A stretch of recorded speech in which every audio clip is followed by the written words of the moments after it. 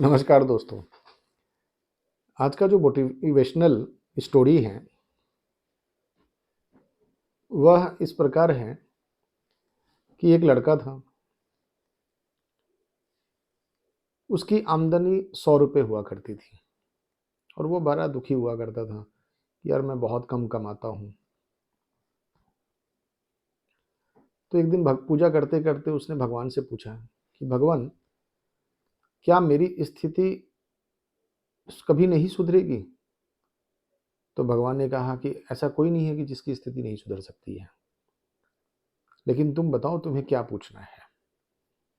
तो उसने भगवान से पूछा, भगवान ये बताओ कि मैं इतना मेहनत करता हूँ फिर भी मैं 100 ही रुपया कमाता हूँ, तो मुझे ये बताइए कि क्या मैं अपना मेहनत डबल कर लूँ तो उसके बाद मेरी कमाई कितनी होगी? तो भगवान ने हंसते हुए बोला, देखो अगर तुम कितना भी मेहनत करो तुम्हारी कमाई तो सिर्फ 100 रुपये ही रहेगी। वो बेचारा उदास हुआ, भगवान को प्रणाम किया और भगवान हो गए अंतर्ध्यान। फिर उस बच्चे की शादी हो गई। उस लड़के की शादी होने के बाद उसकी मतलब जो कमाई था, आमदनी, वो हो गया 1000 रुपये।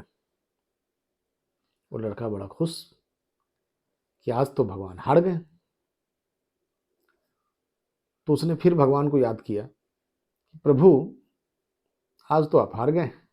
भगवान बोले क्यों? बोले आपने ही मुझे बताया था कि मेरी जो आमदनी है वो 100 रुपये है और उससे ज़्यादा हो ही नहीं सकती है, लेकिन मेरी आमदनी तो 1000 रुपये हो रही है, जबकि मैं मेहनत तो पहले से कम कर रहा हूँ, तब भी 1000 रुपये हो रही है। तो अब आप बताएं, आप हारे या नहीं हारे? तो प्रभु उधर मुस्कुराए और मुस्कुराते हुए बोले कि क्या तुम्हारी शादी हुई है? तो उन्होंने कहा जी प्रभु। तो प्रभु बोले कि भक्त बेटा, 100 रुपये तो तुम्हारा है जो तुम्हारी किस्मत का है, लेकिन वो जो 900 रुपये है ना, वो तुम्हारी बीवी की किस्मत का है, इसीलिए तुम 1000 कमा रहे हो। तो भक्त बोला अच्छा, तो अब ये बताना कि मैं अभी अब कितना कमा पाऊंगा? तो उन्होंने बोला 1000 रुपये कमा पाओगे। बोला ठीक है। फिर उसके बाद जैसे समय बीता, फिर उसे एक बच्चा हो गया। बच्चा होते ही उसकी कमाई 2000 रुपये हो गई। फिर उसने हंसते हुए, प्रभु फिर आप हार गए, अब बताओ मेरी कमाई तो 2000 हो गई है। तो प्रभु बोले बच्चा हुआ है?